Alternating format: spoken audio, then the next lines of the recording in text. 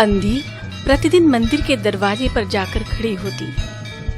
दर्शन करने वाले बाहर निकलते तो वह अपना हाथ फैला देती और नम्रता से कहती, बाबूजी, अंधी पर दया हो जाए। सुबह से शाम तक वह इसी प्रकार हाथ फैलाए खड़ी रहती। उसके पश्चात मन ही मन भगवान को प्रणाम करती और अपनी लाठी के सहारे झोपड़ी की राह पकड़ती। उसकी झोपड़ी नगर से बाहर थी। रास्ते में भी याचना करती जाती। झोपड़ी तक पहुंचते पहुंचते उसे 2-4 पैसे और मिल जाते। झोपड़ी के समीप पहुंचते ही एक 10 वर्ष का लड़का उछलता कूदता आता और उससे चिपट जाता।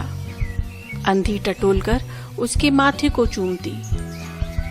बच्चा कौन है, किसका है, कहां से आया, इस बात से कोई परिचित नहीं था।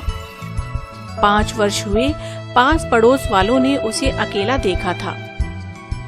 इन्हीं दिनों एक दिन संध्या समय लोगों ने उसकी गोद में एक बच्चा देखा। वह रो रहा था। अंधी उसका मुख चूम चूम कर उसे चुप कराने का प्रयत्न कर रही थी। उसी दिन से यह बच्चा अंधी के पास था और प्रसन्न था। काशी में सेठ बनारसी दास बहुत प्रसिद्ध व्यक्ति हैं। बच्चा बच्चा उनकी कोठी से परिचित है। बहुत बड़े देशभक्त और धर्मात्मा हैं। धर्म में उनकी बड़ी रुचि है। दिन के 12 बजे तक सेठ स्नान ध्यान में संलग्न रहते। कोठी पर हर समय भीड़ लगी रहती। कर्ज के इच्छुक तो आते ही थे, परंतु ऐसे व्यक्तियों का भी तांता बंधा रहता जो अपनी पूंजी सेठ जी के पास धरोहर रूप में रखने आते थे। सैकड़ों भिखारी अपनी जमा पूंजी इन्हीं सेठ जी के पास जमा कर जाते। अंधी को भी यह बात ज्ञात थी। उसके पास काफी रुपए हो गए थे। हांडी लगभग पूरी भर गई थी। उसको शंका थी कि कोई चुरा न ले। एक दिन संध्या समय अंधी ने वह हांडी उखाड़ी और अपने फटे हुए आंचल में छिपाकर सेठ जी की कोठी पर पहुंची। क्या है बुढ़िया?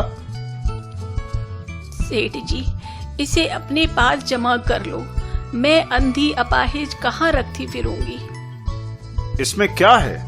अंधी ने उत्तर दिया, भीख मांग मांग कर अपने बच्चे के लिए 2-4 पैसे इकट्ठे किए हैं। अपने पास रखते डरती हूँ। कृपया इन्हें आप अपनी कोठी में रख लो। 2 वर्ष बहुत सुख के साथ बीते। इसके पश्चात एक दिन लड़के को ज्वर ने आन दबाया। अंधी के संपूर्ण प्रयत्न व्यर्थ सिद्ध हुए। लड़के की दशा दिन प्रतिदिन बुरी होती गई। अंधी का हृदय टूट गया। साहस ने जवाब दे दिया। निराश हो गई। परंतु फिर ध्यान आया कि संभवतः डॉक्टर के इलाज से फायदा हो जाए। इस विचार के आते ही वह गिरती पड़ती सेठ जी की कोठी पर आ पहुंची। सेठ जी, मेरी जमा पूंजी में से 10-5 रुपए मुझे मिल जाएं तो बड़ी कृपा हो। मेरा बच्चा मर रहा है। डॉक्टर को दिखाऊंगी। कैसी जमा पूंजी? कैसे रुपए? मेरे पास किसी के रुपए जमा नहीं हैं। 2 वर्ष हुए मैं आपके पास धरोहर रख गई थी। दे दीजिए, बड़ी दया होगी। मुनीम जी, जरा देखना तो, इसके नाम की कोई पूंजी जमा है क्या? तेरा नाम क्या है री? नहीं तो, इस नाम पर तो 1 पाई भी जमा नहीं है। सेठ जी, परमात्मा के नाम पर, धर्म के नाम पर कुछ दे दीजिए। मेरा बच्चा जी जाएगा। मैं जी आपके गुण गाऊंगी, परंतु पत्थर में जोंक न लगे। जाती है या नौकर को बुलाऊं? अच्छा, भगवान तुम्हें बहुत दे। और अपनी झोपड़ी की ओर चल दी। यह आशीष न था, बल्कि एक दुखी का शाप था। बच्चे की दशा बिगड़ती गई। एक दिन उसकी अवस्था बड़ी चिंताजनक हो गई। प्राणों के लाले पड़ गए। उसके जीवन से अंधी भी निराश हो गई। सेठ जी पर रह रहकर उसे क्रोध आता था। इतना धनी व्यक्ति है, 2-4 रुपए दे देता तो क्या चला जाता। और फिर मैं उससे कुछ दान नहीं मांग रही थी, अपने ही रुपए मांगने गई थी। उसे सेठ जी से घृणा हो गई। बैठे बैठे उसको कुछ ध्यान आया। उसने बच्चे को अपनी गोद में उठा लिया और ठोकरें खाती गिरती पड़ती सेठ जी के पास पहुंची और उनके द्वार पर धरना देकर बैठ गई। बच्चे का शरीर ज्वर से भभक रहा था और अंधी का कलेजा भी। एक नौकर किसी काम से बाहर आया। अंधी को बैठा देखकर उसने सेठ जी को सूचना दी। सेठ जी ने आज्ञा दी कि उसे भगा दो। नौकर ने अंधी से चले जाने को कहा, किंतु वह उस स्थान से ना हिली। मारने का भय दिखाया पर वह टस से मस न हुई। उसने फिर अंदर जाकर कहा कि वह नहीं टलती। सेठ जी स्वयं बाहर पधारे, देखते ही पहचान गए। बच्चे को देखकर उन्हें बहुत आश्चर्य हुआ कि उसकी शक्ल सूरत उनके मोहन से बहुत मिलती जुलती है। 7 वर्ष हुए तब मोहन किसी मेले में खो गया था। उसकी बहुत खोज की पर उसका कोई पता न मिला। उन्हें स्मरण हो आया कि मोहन की जांघ पर एक लाल रंग का चिन्ह था। इस विचार के आते ही उन्होंने अंधी की गोद के बच्चे की जांघ देखी। चिन्ह अवश्य था परंतु पहले से कुछ बड़ा। उनको विश्वास हो गया कि बच्चा उन्हीं का है। उन्होंने तुरंत उसको छीनकर अपने कलेजे से चिपटा लिया। शरीर ज्वर से तप रहा था।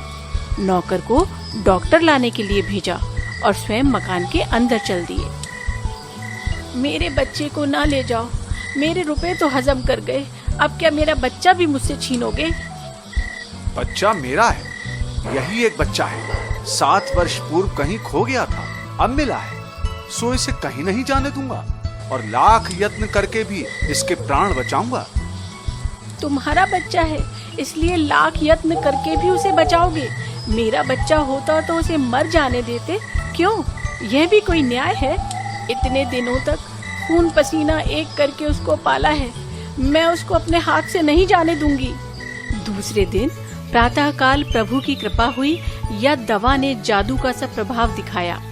मोहन का ज्वर उतर गया। होश आने पर उसने आंख खोली तो सर्वप्रथम शब्द उसकी जबान से निकला, माँ। चारों ओर अपरिचित शक्लें देखकर उसने अपने नेत्र फिर बंद कर लिए। उस समय से उसका ज्वर फिर अधिक होना आरंभ हो गया। माँ माँ की रट लगी हुई थी। डॉक्टरों ने जवाब दे दिया, क्या करूं, एक ही बच्चा है, इतने दिनों बाद मिला भी तो मृत्यु उसको अपने चंगुल में दबा रही है, इसे कैसे बचाऊं? जाओ कोई उस बुढ़िया को ले आओ। बुढ़िया, तेरा बच्चा मर रहा है, डॉक्टर निराश हो गए, रह रहकर वो तुझे पुकारता है, अब तू ही उसके प्राण बचा सकती है, चल और मेरे नहीं अपने बच्चे की जान बचा ले।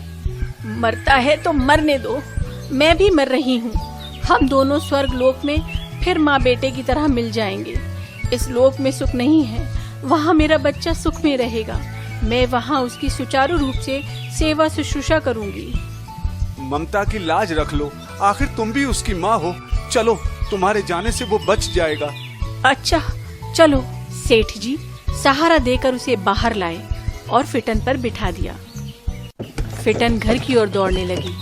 उस समय सेठ जी और अंधी भिखारिन दोनों की एक ही दशा थी। दोनों की यही इच्छा थी कि शीघ्र से शीघ्र अपने बच्चे के पास पहुंच जाए। कोठी आ गई। सेठ जी ने सहारा देकर अंधी को उतारा और अंदर ले गए। भीतर जाकर अंधी ने मोहन के माथे पर हाथ फेरा। मोहन पहचान गया कि यह उसकी माँ का हाथ है। उसने तुरंत नेत्र खोल दिए और उसे अपने समीप खड़े हुए देखकर कहा, माँ तुम आ गई। अंधी भिखारिन मोहन के सिराने बैठ गई और उसने मोहन का सिर अपने गोद में रख लिया। उसको बहुत सुख अनुभव हुआ और वह उसकी गोद में तुरंत सो गया। दूसरे दिन से मोहन की दशा अच्छी होने लगी और 10-15 दिन में वह बिल्कुल स्वस्थ हो गया। जो काम हकीमों के जोशांदे, वैद्यों की पुड़िया और डॉक्टरों के मिक्सचर न कर सके, वह अंधी की स्नेहमयी सेवा ने पूरा कर दिया। मोहन के पूरी तरह स्वस्थ हो जाने पर अंधी ने विदा मांगी। सेठ जी ने बहुत कुछ कहा सुना कि वह उन्हीं के पास रह जाए, परंतु वह सहमत न हुई। विवश होकर विदा करना पड़ा। जब वह चलने लगी तो सेठ जी ने रुपयों की एक थैली उसके हाथ में दे दी। अंधी ने पूछा, इसमें क्या है? इसमें तुम्हारी धरोहर है, तुम्हारे रुपए, मेरा वो अपराध। यह रुपए तो मैंने तुम्हारे मोहन के लिए इकट्ठे किए थे, उसी को दे देना। अंधी ने थैली वहीं छोड़ दी और लाठी टेकती हुई चल दी। बाहर निकलकर फिर उसने उस घर की ओर नेत्र उठाए। उसके नेत्रों से अश्रु बह रहे थे, किंतु वह एक भिखारिन होते हुए भी सेठ से महान थी। इस समय सेठ याचक था और वह दाता थी।